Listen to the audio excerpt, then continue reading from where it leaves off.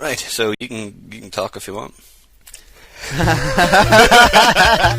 Best segue ever. If you like talking, I'm right here. Hello and welcome to the Split Screen Podcast episode 12. Craig and I are back once again, and this time we're going to talk about the next generation. So, there's been many rumours over the past couple of months about next generation consoles, which is bad for us because we're both heavily in debt and can barely afford current generation consoles. So, instead of us commenting on those rumours, we decided just to kind of theoretically build our own and see how we get on. So build our own rumours, and then I had this idea that I always get really disappointed around April because April Fool's comes along, and then I forget that we should have done an April Fool's joke. Oh yeah, God, oh man, we'd be like so good at that as well. Yeah, well, the idea I had was we could do a spoof where we'd be like, yes, we've decided we're going to do news now, because games journalism is broken, and we're going to regurgitate our own news. Damn it! Hey guys, here's this press release I rewrote. Like, share, put it on Twitter and Facebook. Share out the rumours. Maybe we won't be good at April Fool's Day. Yeah, well, that's the only joke we can come up with. So at least we've got a year to come up with something actually funny. That's true. Just this is the problem with April Fools is that you know those Google ones that they do. They did the 8-bit Google Maps this year. Yeah. It looked like a Final Fantasy game. That actually took a considerable length of time. They must have spent tens of thousands of dollars on a very elaborate joke. Yeah, it's kind of expected of them now. Like in that whole jovial like tech thing, you expect websites to just do these little funny, pointless. But wastes of see, time. to me, an April Fool's joke is like putting cling film over the toilet seat, not coming up with a really elaborate CG prank. Don't say that when you're staying in my flat with my toilet seat and my cling film. I need that for my sandwiches, and I need urine not being on my floor. Anyway, so I think if we're building the next console, I mean, let's just start with what we're looking at. We'll start at the screen. It's like the last Xbox 360, PS3. What they brought on was the HD TVs. Okay, That wasn't part of the console, but if you try to get a game nowadays, like I got Trine 2, I had a couple of friends over, we'll play this great 3-player game. Oh, we'll play it on the bigger screen in the living room. Oh, well, it's standard def. We couldn't read the menus, okay? We couldn't read the actual script on it, and the game looked terrible, which for a game like Trine, which supposedly looks amazing, shows you how you do need an HD TV. Yeah, well, I guess there's a couple of things about that. There's been several notable high-definition games that are illegible on SD TVs. The first was Dead Rising, Yep. And Capcom's rejoinder to that was basically, get some new glasses, lol, get a new TV. The other one was Banjo-Kazooie Nuts and Bolts, which I believe they patched. They patched that. The text is... I think it explains why the text is Comic Sans in a lot of it, but you can read it, it's fine. I don't think there's ever an acceptable solution to using... There's no good way to use Comic Sans.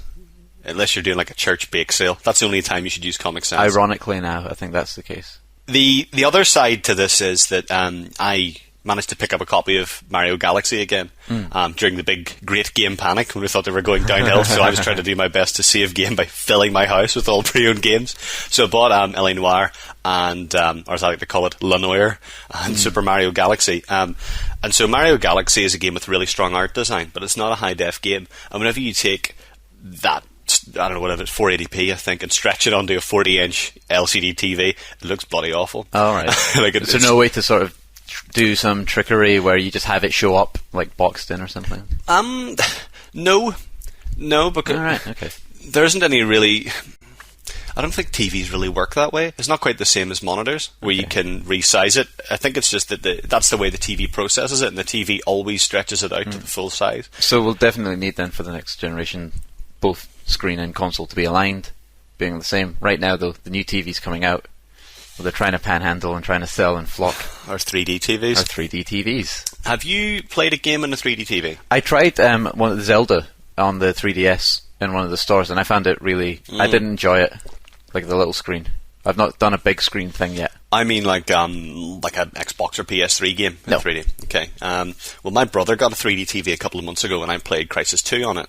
It was this 50-inch LG box. Now, my main complaint with 3D TV is that I need glasses when I go to the cinema, so I have to wear 2 pairs of glasses. How else are you going to get the girls? Yeah, well, you big six-eyed bastard. So whenever I've got 2 pairs of glasses on my head, it really weighs me down, and it's kind of like you're wearing welding goggles. It's very constricted and constricts your field of view. So I don't like 3D films for many reasons, one of which being the glasses, the other being the cost. Yeah. But I sort of thought 3D games, maybe they would enhance your sense of immersion. I could see where that would be better, but 3D film wasn't. But whenever I played Crysis, I was quite disappointed. I mean, it looked okay, but I didn't think the 3D added anything to the game. And so, yeah, I still... It's not that I'm not sold on the benefits of 3D television, it's that those benefits don't exist. And I am right. Yeah, because I don't think you can't translate that into touch at any point. I don't mean like physically, like walking up and like rubbing your hands on your TV, but you're still going to have like a cursor or like a crosshair, which is still going to be like on a plane, like on a flat plane. So you're still only ever looking at something, say, over your shoulder to the back. Okay, the fact you can kind of see the perspective is slightly different, but you're still only going to be able to interact with it like it was 2D. Like what I want is what we've seen in some of the head tracking stuff, which we've spoken about before, the track IR. Some people have done it, I think, with Kinect in sort of trickery ways, where if it can detect me, like, say, leaning to my left, and then my view would lean to the left, and we're talking like, I only have to lean a slight bit, I don't want to actually have to be like prancing around my living room here. See, here's the thing with Kinect, is that 3D televisions only work on a certain plane, right? So you basically need to be centered in front of it. And you need to be in a certain field of view. And if you get about 20 degrees off the centre of the screen, that 3D disparity breaks down. Very similar to the 3DS. You need to have it in a certain field of view, and you have to essentially train yourself in where that is. To stay in it, yeah. How can you do Kinect with the 3D TV? Because that's something that requires motion, and so that is going to break. Yeah, I guess so. I guess I've never really played any Kinect games. You're not really. Are you going like left to right a lot? Yeah. If you in these line dancing games that you're so in love with. To try and talk about this in a way that people listening to the podcast will understand. Imagine that there's light projecting out of the TV, and that's coming about, say, 10 feet in front of the television in a kind of triangular arrangement. Yep. So if you get 10 feet, draw a line in your mind. You're on a beach. The waves are crashing. It's beautiful. So 10 feet in front of the TV, and then imagine about another 10 feet back from that. And this kind of trapezium-shaped object, that's where you need to stand for Kinect. Okay. And you can move within that frame of reference. But as you move left and right, it'll like flash up with your character whenever it can no longer track you. And you need a lot of space. In my living room, you have to push everything out of the living room, and you practically stand in the kitchen. And only then will you just be able to play Kinect. And with two people, it's even more difficult. It's designed for American people that live in aircraft hangars and barns, rather than the traditional UK hovel flat. Might I remind you that I believe 60% of our audience are actually from the States. That was a compliment. They're very lovely barns and aircraft hangars. We're envious of them. I'm talking in terms of size, not that they sleep on bales of hay. Disused cardboard boxes. their headboards are rotor blade. That's not what I'm talking about. So I think Kinect with 3D is difficult. I think PlayStation Move with 3D, Wii 3D, I think those are really difficult. So do you think those are things that they've tried to push in like the later stages of this last gen that probably aren't going to carry over? Absolutely. I mean, I imagine they would try to build Kinect into the next one, but I don't know how, like, what the buy-in is for it. Like, I don't know how big the community really is. I think Kinect has a really high attach rate. Or they would just keep it as a sort of separate controller. I think it's actually been very successful, but you have to remember that the Wii is really successful in terms of units shipped. But whether that translates to people playing it every day for 5 years is a different thing. In the same way that people that own 360s and PS3s use them all the time, but Wii's are like kind of this year's novelty. They're the modern day Stretch Armstrong or Teenage Mutant Turtles. Tracy Island. Tracy Island. That's totally it. They were sold out for years. Tracy Island? Well, no, the Wii. But like in that same lineage as like Buzz Lightyear and all that kind of stuff. So that's the kind of way to, like the Wii Fit things and I don't know, Zumba fitness and that kind of thing. These are things people play for one day and then they throw them away. So I don't know if people actively use Kinect. My Kinect at the moment is a really hilarious thing where if I leave the Xbox on and then I'm talking to somebody, occasionally the Xbox will think I'm searching for something and ding, it'll say, "Did you look for the pajamas are under the stairs?" No, I didn't. So that's what my Kinect currently does. I do play a bit of like Kinect Adventures and Dance Central, but very I prefer rarely. that as like an insight into your conversation, where for some reason bananas and pajamas is like a current topic that that you're willing to pull out of your repertoire. This is probably the most difficult thing in my life, is like trying to convince people that I'm obsessed with other things than bananas and pajamas. And I think so far on the website I've done quite well. Is bananas and pajamas code for something? No, just a TV show. Okay, cool. Just love it. I just really enjoy kids' TV shows. So if bananas and pajamas was a segue into talking about the controllers, I would say that I would say that. So on the screen, it's going to be HD, right? You're going to need an HD TV. Yeah. But I think we're okay with that. You kind of want that now for films and stuff anyway. I don't know if you remember... You can't buy a non-HD TV, but 3D's not going to happen. The current consoles can't really do full HD graphics yet. We're actually not at that point where they can do native 1080p and it'll look fantastic. So what's that HD compared to? So what does do this like full HD then? Is that like... PCs. PCs, right, okay. PCs would pretty much be the only thing, yeah. Because PCs, you know... I guess the holy grail was to do Crysis at 1080p at 60 frames a second, and even though we're about 5 years on from that point, it's become apparent that Crysis wasn't a very well coded game, and that might not actually be possible. Doing Crysis at 1080p at 60 frames per second is like doing cocaine in a convertible at 60 miles per hour on the freeway. Like that, I don't know. Like I just think like that as a phrase, like that's very strange. It's a marker. It's like a measurement against. Yeah, the benchmark of success, cocaine on the motorway. Yeah, man. But so, I guess one of the things that I would say is that these new consoles are going to have to be a lot more powerful than current PC hardware. I was watching a video yesterday of The Witcher 2, which is just coming out on the 360. Now, my laptop's 4 years old, so I didn't have a hope of playing that on the PC. But it's coming out to the 360, so there was a comparison video between the PC and the Xbox version. Right. The Xbox one is really good. This is on hardware that came out in 2006. Was it 2005, 2006? Might be 7 or 8. No, it's definitely earlier than that. We are your gaming authorities. Yeah, so something happened sometime, Yeah. and that's the truth, believe us. When the Xbox came out hundreds of years ago. Back whenever people were playing with the abacus and the ball and cup, the Xbox was seen as somewhat of a revelation, even though nobody could play it for 50 years because the TV hadn't been invented. But it was a great idea.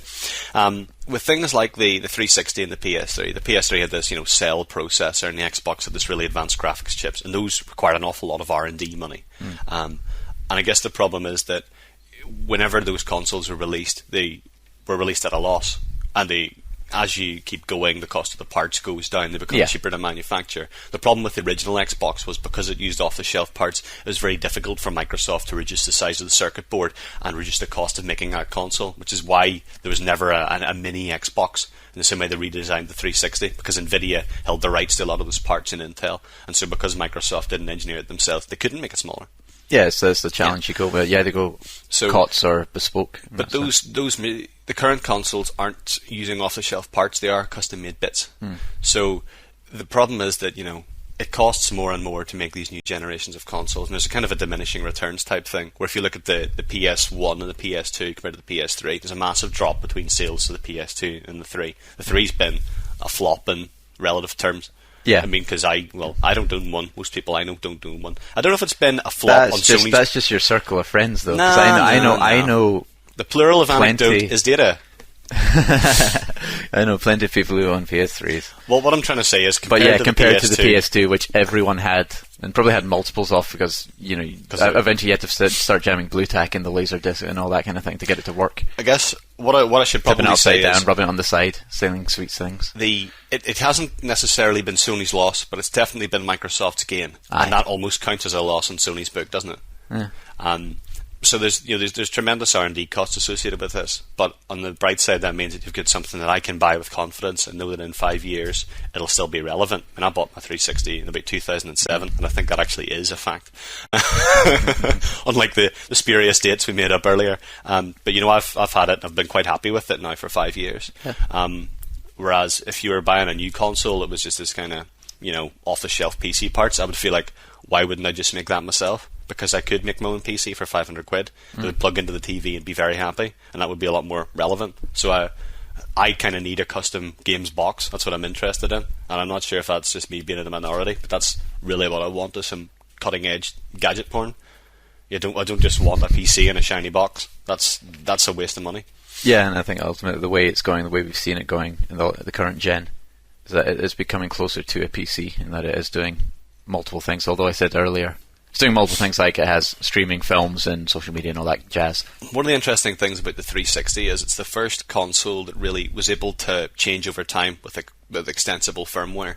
I guess with the first Xbox, you had Xbox Live being added, but that wasn't really integral to it. But the current Xbox has actually changed its entire, operating system, essentially, twice. Yeah, well, they used to have the arcade version of it, where I don't think you had a hard drive or a very small hard drive, and once they upgraded Xbox Live at some point, one of their generators, it might have been NXE, it might have been the iteration beforehand, storage, you needed to go out and get a bigger hard drive in order to just have the thing turn on. But one of the interesting changes from the original dashboard, I think it just had like maybe games, media, settings, and Xbox Live, or Marketplace or something like that. The current one, games, is one tiny button, and you've got things like music, movies, apps, social, search. Yeah, and they're all ads. So when you go into My Games, you've got your My Games box, and then you've got about 5 or 6 boxes to the side of other games you don't own. Yeah. Or you're not, well, however it works for the digital side, you don't own. You've got Radiant Silvergun. Maybe you'd like to buy My Little Pony Express. Do you know what the sad fact is? What? We are a dying breed. Nobody wants to cater to people like us who are dedicated gamers. They want. I don't associate with that term, Alan. I've told you this. Not this again. Okay. You are a person that enjoys playing electronic entertainment video game things. Indubitably. There's no money to be made from us because we're very fickle people. What they want to attract are your Zumba fitness types, people who rent films and will pay a monthly subscription for music. I won't. I'll have all my music stored on my laptop and I want to stream that to it. I want to buy DVDs. I want to own my media. And that's why a lot of people didn't like this Metro dashboard, because they realised that Microsoft were no longer catering to them. They were no longer willing to fraternise with gamers, inverted commas. They wanted to, they wanted everybody to buy it. And this is where I don't know if you've heard about the kind of optical drive, no optical drive thing. Yeah, sort of people saying that to get around the used game. Well, that's the angle I've seen taken on it, is to get around used games and reselling, that it'll just move away from disc-based, and you'll be, as you are with your iPhone and things like that, you'll download... Or Steam. Yeah, or Steam, you download it to your account, you just go direct, everyone's got broadband. I guess that's another thing you're going to have to assume, you're going to need to have broadband for next gen, for sure. Well, this is... if you can't buy a disc... I am assuming you have read my collector piece. I skimmed it. Did you? Nah, I read it. It's about like keychains, right? Yeah. It's about my collection of troll dolls and how I come there every week. So one of the things I said was that a lot of people still don't have very good broadband. Or if you are, a good example is a soldier, somebody, or a travelling businessman that wants to play games. You don't always have strong internet access. It's not something that can be relied upon. But the other thing I said was, if the new consoles don't have an optical drive, I'm not interested. Because it's not even so much about owning the physical discs. It's about having one box in the living room that does everything. So I have DVDs and I want to play them. If the new Xbox had a Blu-ray drive, that would be really good, because I wouldn't mind buying Blu-ray discs as well. But I'm not interested in something that requires me to keep the old Xbox running side by side. Yeah. I like being able to use it for all kinds of media. I remember one of the things that really shocked me was when I tried to play a music CD in my Wii, and it did not work. Because the Wii cannot play music CDs. Yeah, no. I mean, it's sort of one of the things you just think, oh, it's a disc. Yeah, but everything can play music because it's a disc. Sega Saturn can play music CDs, Yeah. I guess that's probably why they were able to keep the price down. I don't know how difficult is it to do that. Anyway, I don't know. I just assumed it would work. It's the same size and everything. It wasn't like I put a mini disc in. It's like I kind of think though I would embrace that idea of just being able to download the game like straight onto it, because I don't like having to keep old stuff around. Like recently I bought, it was on the disc, but I bought the Metal Gear collection. Yeah. The only reason I've got my PS2 is because I have the sort of Metal Gear games and a couple of the Grand Theft Auto ones, and then every Tony Hawk's game, because I was a big Tony Hawk's nut. But then Skate came along and usurped that one.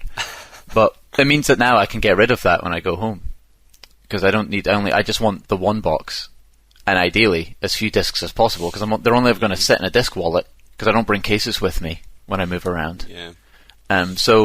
And just for like the convenience factor, like I like the impulse buying.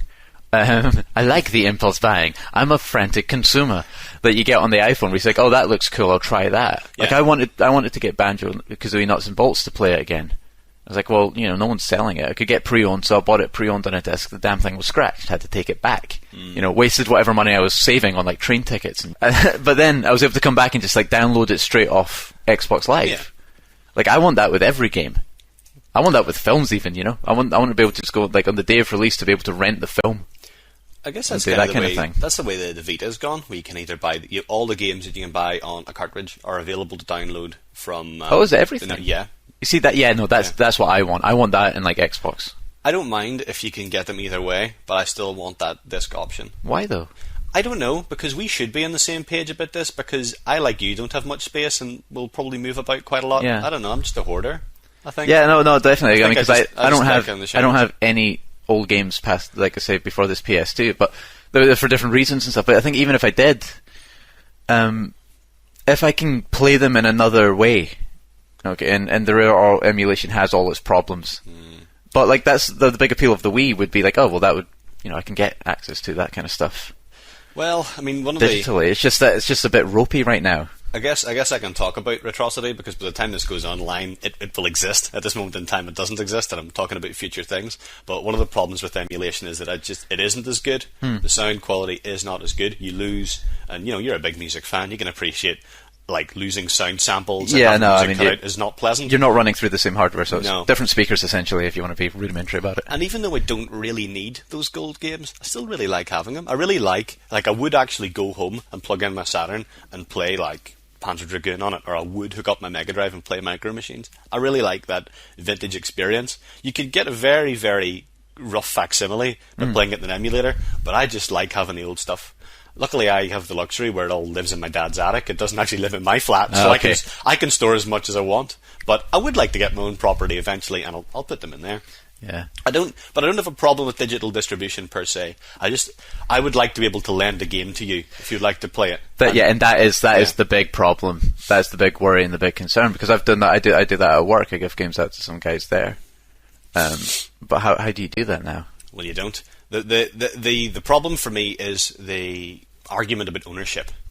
Because whenever you own it digitally, you own it forever. You can't give me... If you said, hey, Alan, I bought Metal Gear HD Collection, I really don't like it. Do you want it? Yeah. And I can gift you a copy of Alan Wake on Steam, or I can give you the disc. But if you don't like it, you're kind of stuck with the disc. I know you did like it, and it was a real...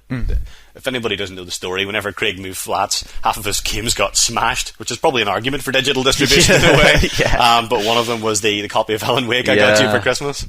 That made me very sad. Yeah, well, at least I managed to get through it, though. I played it, so it wasn't like I was cut off on the midpoint of its overly convoluted story or anything like that. It wasn't even that convoluted a story. It was very convoluted by the end. He's a writer writing a writer's story in a cabin. If Alan had just got writer's block, none of that stuff would have happened. No. But all these digital games, they should be cheaper. I mean, I think the fact that when I bought Nuts and Bolts, which was whatever 4 years old at the time, it was still 20 quid. I would have comfortably paid. It's so strange and arbitrary, but up to a tenner, I would have been fine. Anything from 0 to tenner. I read an article that I linked to in the collector piece that I'm not going to re-quote here, but there was this kind of argument that games developers and publishers would benevolently reduce the price of their games if they went digital only, because they were able to, because there was no piracy, which I think is a very naive argument. I think that Skyrim is currently 40 quid or whatever. I think it's probably about 30 quid on the PC. If that game is only available digitally, it would cost £30. Yeah. In 5 years' time, it will cost £35 to £40. They're not going to magically reduce the prices. Do you think It's they just would? not going to happen. Do you think they would try and adopt the model which again has worked so successfully on iOS and free games and in a lot of the free-to-play MMOs, where the entry charge is lower, and then you make up the difference, say, in microtransactions and add-ons and little purchases. So we were talking about this in terms of the other day, we were talking about like Adobe Photoshop and things like that. Yeah. So how much is it for like Adobe Photoshop? It's like £300, right? On a student discount or something, Student? Oh, you're taking me back. I don't work in retail anymore. It costs about £600 for the software on its own. Right, okay, so say without a discount. So it's £600. So I use Photoshop with like all the subtlety of a sledgehammer, right? I use crop done. Yeah, no, I use crop, vector mask, levels, and very rudimentary layer effects, right? I don't millions of buttons there that I do not press. So what I would like is to sort of buy like the basic version of Photoshop, which would almost be like Microsoft Paint level, right? And then when it's like, oh, well, you can use these tools to like some effect, but if you want to unlock the full things, you then pay tuppence to get the vector mask tool, and you would customize it. Of course, the problem there, you need to have a little bit of knowledge in what it is that you're wanting to buy. But if they started doing that with certain games, say, because I'm wondering where, like, I'd like to see sort of subscriptions almost. I think certain series. I think it's a tough call, and that's because games have a competitive element to them. And so there's a thing came out for Battlefield 3 the other week, which is called like a catch-up pack, and you could get all of the unlocks that you normally have to play through the game to get. Oh, really? Now the problem with that is, I think something like that should be inherently balanced. And if you've paid a base fee for the game, whether that is £0 or £40, that there needs to be a level playing field. And so the difference between something like Photoshop is a tool, but a game is closer to a sport. It will be the same way where everybody at the badminton club pays a set fee to get in, but if you pay an extra £10, you can get a much better racket to let you hit the ball harder. And your end of your side of the court is half the size. Yeah, this is it. You can pay for a bigger court or a slightly lower net. That's the problem. Yeah, you can have, and that's where the people did it. I think have done it wrong. You can't buy a competitive edge. You can't buy an advantage. But I don't know. I just look at certain games like FIFA and Pro Evo, the sort of things that come out annually for £30-40.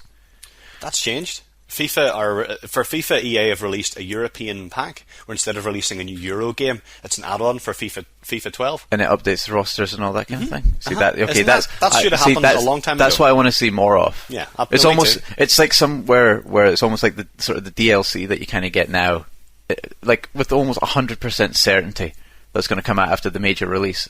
I would rather see like a series of DLC that together make up the kind of the big experience of the game, rather than here's a £30 game and then these like £10 like add-ons. Because then, like, if you look at it for like well, I don't know, we'll just say massive. Well, no, Fallout's a good example.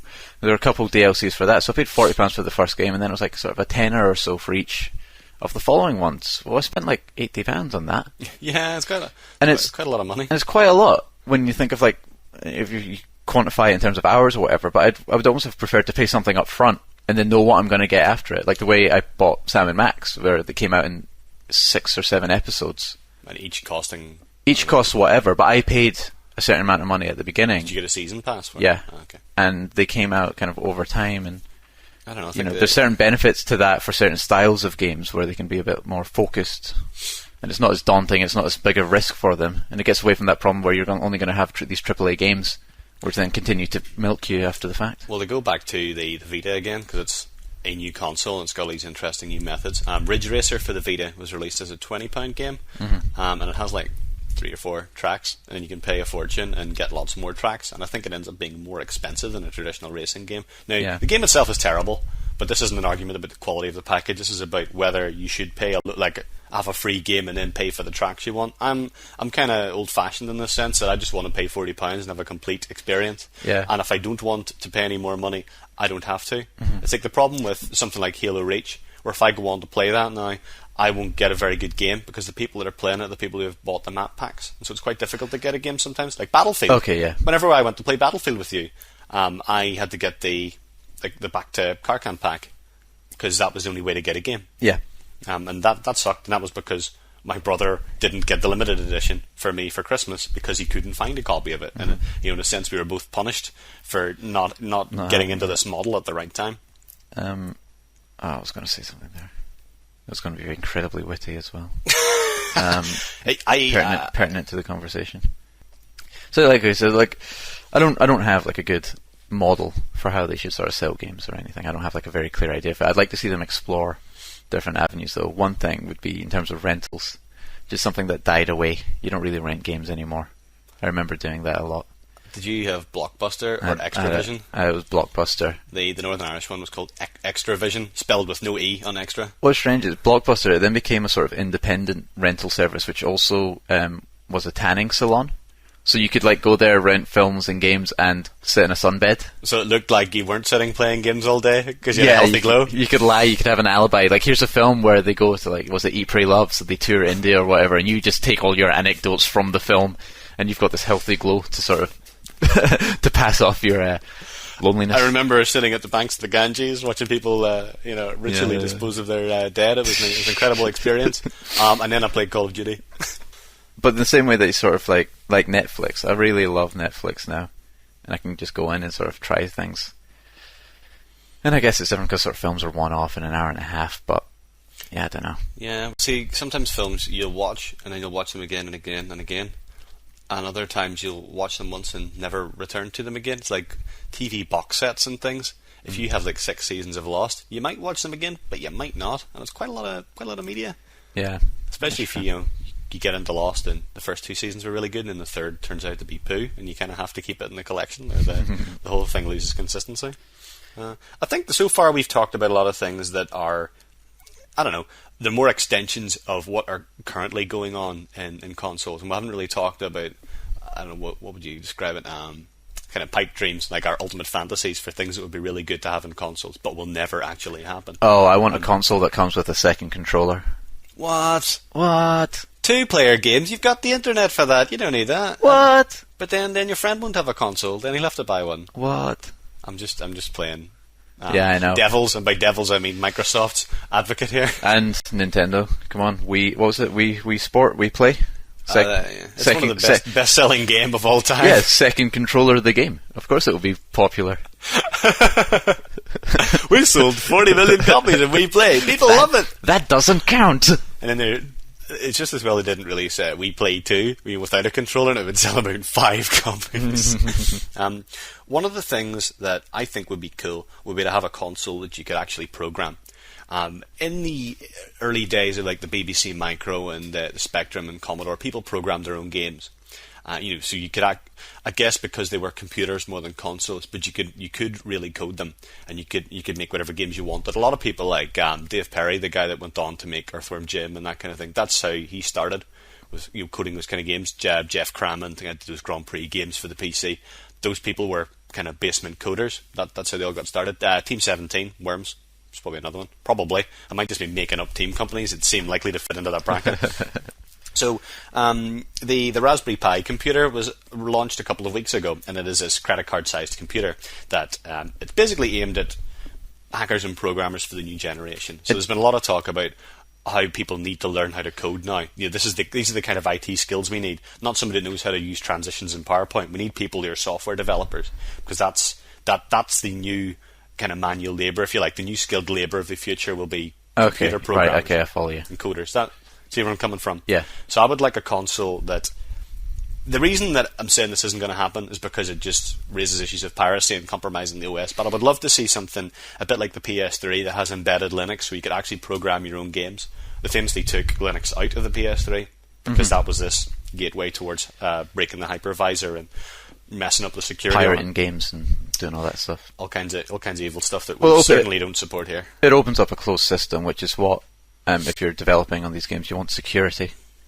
And even if you're using it, you want security. I mean, look at the big hacking fiasco as well. Yeah. I mean, you give someone a dev kit, or you put the dev kit already on it, they're going to find some way of like going, well, here's the command that takes you to the username, here's the command where the password is stored, here's all the security around that, let's just set, and it's only a matter of time before they can break down. But like I say, I would like to see it. I don't think it's going to happen, but I would like it. And it's not like there aren't precedents for it. I mean, Microsoft have released Kinect for Windows with its own SDK. Yeah, and it costs more money than the Xbox version, because that's just the way Microsoft do it. Kinect Professional 2010 Media Center Edition, or whatever they've called it. Yeah, and they've also got the XNA for the indie games where you can get a foot in. You can get access to the tools, because that's what you need to do actually. If you want the industry to sort of thrive, you need to allow them to have access to the tools. Mm-hmm. Well, anybody can make an iPhone game. Okay. All you need is a Mac. Yeah. So for, let's say, £500 for a Mac Mini, you can get Xcode for free off the App Store, and you can code whatever you want. Yeah. And you can play it. You do have to pay a fee to put it in the store, but that's that's like a merchant stocking fee. But anybody can make a Mac game or a Windows game. But with the Xbox and PS3, there is a kind of indie thing, but there's still a barrier. And I would like to see that reduced as much as possible. Yeah, and that barrier is very much I challenge anyone to find the indie games now on the new Xbox dashboard. Now, aren't they? It's buried down like within a sort of. It used to have, at least you would have arcade games. I think live games, which are like the full versions of games. So you can go get Burnout Paradise, say, whereas arcade games was Pac-Man Championship Edition. And then you had indie games beside it, or community games. I think they might have changed the naming. Mm-hmm. But now, like, one community games is like embedded inside arcade games, and it's embedded somewhere else. So it's not like very, it's because hey, its advertising platform, isn't it? Mm. The guy who made Mama's Best Games or whatever, who made Shoot One Up. Yeah. I'm sure that he wasn't able to sort of put forward a certain amount of money to get his stuff featured on it. I mean, he did well in their competitions, but even then, the competition, which is meant to kind of highlight that, like, well, this is a game that's worth a look, still buried down 3 layers deep. But there's so much they could do with this emphasis on social networking. You could have whole communities built into. You could have like a developers hub, and you could have tutorials and people doing videos. But wouldn't that be a really good selling point though for the Xbox? To be play all these amazing games, and whenever you've played them all, make your own game. Yeah, the problem is though is that whenever there's like when you say videos, the superior thing exists, which is just YouTube. I think one of the clever things it could tie into YouTube. Yeah. Ideally, if it tied into YouTube in a way which didn't have the alphabet splayed out from A to Z. Oh, whose idea was that? Okay, this is for anyone who doesn't know now. When you search on the Xbox, normally you would pull up a keyboard and it would be your traditional QWERTY style keyboard. Supposedly, because it's easier to use with Kinect, what they've done is that it's all one line. It's a single line starting from A through to Z, and then there's on the right hand side there's like space, delete, and whatever. So, like I guess to get to characters. With Kinect, you just search using your voice. To at the risk of going very Northern Irish here, that is Ballocks. That is just not true. Searching barracks. Searching for barracks. No, I said Ballocks. Searching for Berwick. Would you like to call Derek? What? Yeah. I don't know. Yeah. So like they need to if they have YouTube in there, they should have like a sort of the kind of functionality that you'd expect when you get on a laptop or you go on a PC on the internet. One of the things that I would like to actually see with certain games, I know Spore actually had that deal where you could sort of record in the game and then rather than posting it to EA's bespoke video site. Skate does it, doesn't it? No, Skate still went to a special site there, and it's all the stuff you need an EA Origins password, and then a Skate password, and you're putting it up there, and it's you're getting down to like a smaller subset of people who might be interested in this. You have to actually already be interested in Skate to find these videos. Whereas actually, I think watching these videos that people make is like a good way of marketing the game in itself. Mm-hmm. Absolutely. So if you had like YouTube equivalent type, so either screen capture or video capture, there's no that would go up. That would be kind of cool. Because Let's Play videos are popular. Okay. Yeah. And we've tried a couple, and they've gone moderately well. Moderately well, yeah. More than one person has liked them, so that's essentially viral by our standards, isn't it? Positively viral. So, why not just like let the community share these games, share their experiences with it? That's the kind of social media I want to see. I don't want to see Facebook. I don't want to scroll down my newsfeed on Facebook. I don't want to update my Twitter status on the Xbox solely to say this is not a good way to update your Twitter status. I would want that stuff to be skewed towards like the game side of it. Like I would love to be able to like go online, and if you're playing some game and you're like we're chatting, and I could like press a wee button and get a wee picture view of what you were seeing. This like that shared community, because before you used to be able to sit down on a couch beside someone and watch them play a game, and there's something like quite captivating about that and quite fun. The only decent social media integration right now is the Xbox Live beacons. Yes. Where I'm playing Battlefield and I'll say I want to play Battlefield, and it shows up on Facebook and says, "Do you want to play with me?" And people can jump into that experience with you. It's the equivalent. Oh no, I just used a marketing term. I said jump in. It's too ingrained in my mind. Jump in's not the worst marketing experience. Jump out of the marketing and start playing the Xbox. And that's the kind of thing I'd like to see. I'd like to get a notification on my phone saying, "Craig's playing Battlefield. Do you want to play?" And I say yes, and it turns on my Xbox and plays that game. Yeah, it's the equivalent of firing like a flare gun up into the sky. Yeah, and it can actually be seen. It's a way of instigating cross-platform promotional invitations or something like that. Oh no. And one could argue that the fact they had to do that is because it's so difficult sometimes. You have to go again 3 layers deep in order to see what someone's playing or find out if they're available. But yeah, no, that's exactly the kind of thing that I want to see. And then for the people on the Facebook side, they should be able to say, "Dude, I don't want to see what you're playing online," and they can then turn that off. You can hide it, yeah. Well, you can always. Because that's why I don't have any of that stuff. I have no, as far as I know, anyway. I have no automatic. That's the problem, isn't it? Yeah, I have no automatic postings to Facebook or Twitter because I just assume that some people don't care, and I don't particularly care when a friend of mine is playing Words with Friends. Unless he's playing against me, in which case I see that in my game. I think it depends on the level of saturation. I know a lot of people have Raptor. And they said, yes. "I'm playing this in Raptor. I've started playing Mass Effect in Raptor." And I just think, I don't care. I don't care. You can block those clients, though. But there's always the danger, and I mean, this sounds a bit self-absorbed, but there's always a worry for me that people will just block me rather than the client. And this is where I don't like the idea of Spotify being tied in. I don't like newspapers being tied into Facebook, because I don't want to saturate people with so much information that they don't see the interesting things I want them to know. Yeah, I would hate to like be in town somewhere and I'd say, hey, I'm in town, let's meet up, and somebody wouldn't be able to contact me because they'd block me because of some rubbish I put up from Raptor. That's my worry. Yeah, I think there's still the functionality, especially like on Facebook, for you to post your articles that you like, or just links to things, and then it comes up in a nice wee formatted box. Yeah, like how all of our readers share all of our split screen articles with all their friends because they love them so much. It does. I mean, I heard it makes people's lives happier. I mean, I say I've heard this because I've seen it in the smiles on their faces and the smiles of people around them. I think the best thing was whenever somebody linked to one of our articles and it found its way into an orphanage, and all the kids were so happy, and then they immediately all got families. That was I think that's probably our biggest success story to date. It was one of them. I mean, it was a sleeper hit. It wasn't well reported, but that's because everyone had blocked us on Twitter because we were posting updates on our games on Words with Friends. One thing we haven't touched on, and I'll just talk about being the centre of your media hub, is that actually a lot of the media centre integration is pretty poor. The PS3 has a lot of trouble picking up computers of all shades, from my experience. Yeah. The Xbox only ties into Windows Media Center, which means audience of 5. And it neglects a lot of things like iOS devices and Android phones that are really, really popular. And I don't know why you can't do that. It's really... you used to be able to plug an iPod into the Xbox and it would play it, but now it doesn't. I suspect it's probably something on Apple's side, but I would love to have something where I could play music on an iPad and beam it into my Xbox, or for it to know that media existed. Yeah, and I think that's just going to be... It's just company lines at that point where they're just not going to cross that divide because it's your competitor in one sense. Yeah. Where's the benefit for them partnering? But then again, there wasn't any apart from them being like global hungry powerhouses, there wasn't any necessary thing that would push Facebook and Twitter onto these devices, really. No, this is it. But so it could happen, but it might not. I think the problem is because we are media consumers, and they want us to be media purchasers. Microsoft want us to buy the media from them. They want us to use Zune.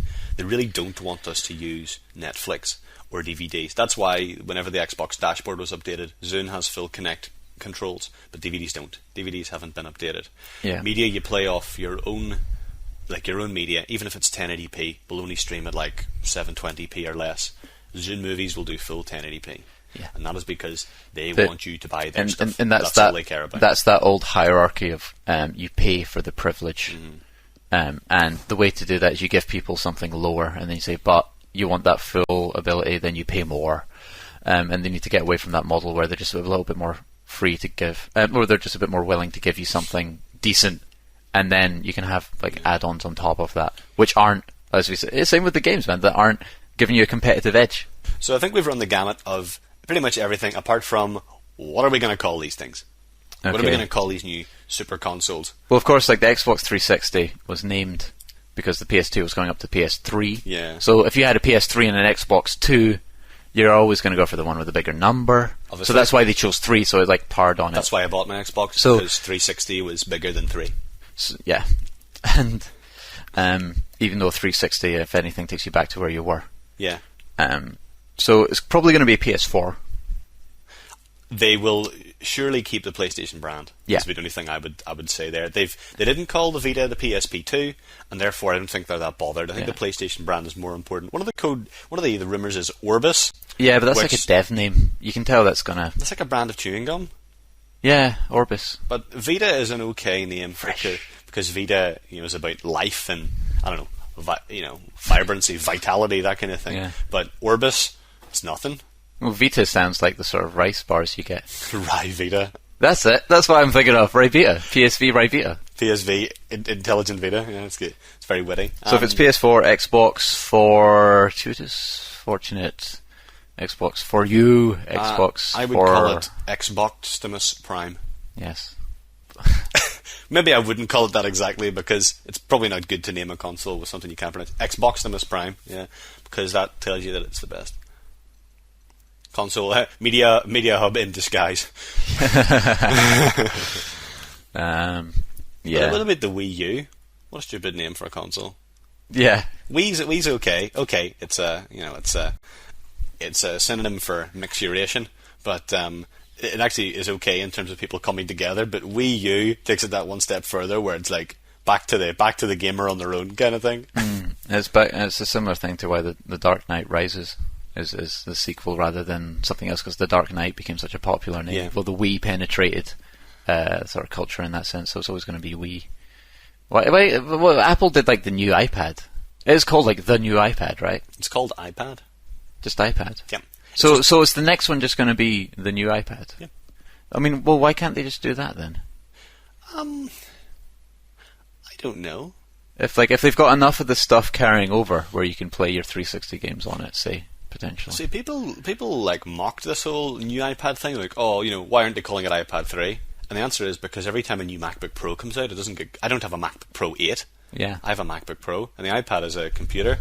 The iPod Touch is just called the iPod Touch, and you can differentiate it by, they call it like a fourth generation or whatever. Well, that's what I mean. You would just have, like, say, the second generation. Because I think right now it's safe to say it's the second generation of Xbox 360. Yeah. But the amount of change to when this thing came out, it's the second generation already. This is it. They don't really market it. But the thing is that consoles operate on like sort of 5-year cycles, and they are mutually exclusive, whereas iPhones and Android phones and laptops operate on a continuum where there is no generation.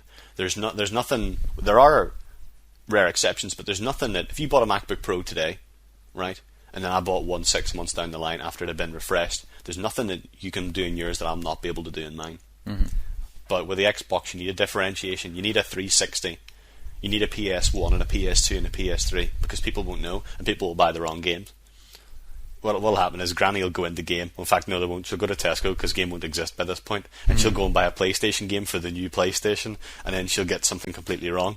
Yeah. So I think there's always going to be. Well, I don't know. Maybe there isn't always going to be iteration of consoles. Maybe it'll just be like a platform like iOS or Android that you just buy a new one of every year, and It'll just be called On Live. Grim times. I'm going back to the Mega Drive. I can't take it anymore. Terrible. Oh wait, launch games. That's the thing. We need launch games. I really hope they bring back another Fireworks game like what came out with the PS2. Yeah, so I want Fantavision HD remix. Turbo. Is that an end? I think that might be an end. It's not really an end. It's not really an end, is it? Well, thanks for listening. Once there we again. go. Yeah. Okay. Go to the www.splitfscreen.net. You probably already know that. How else would you have got this podcast? Come on. I don't know.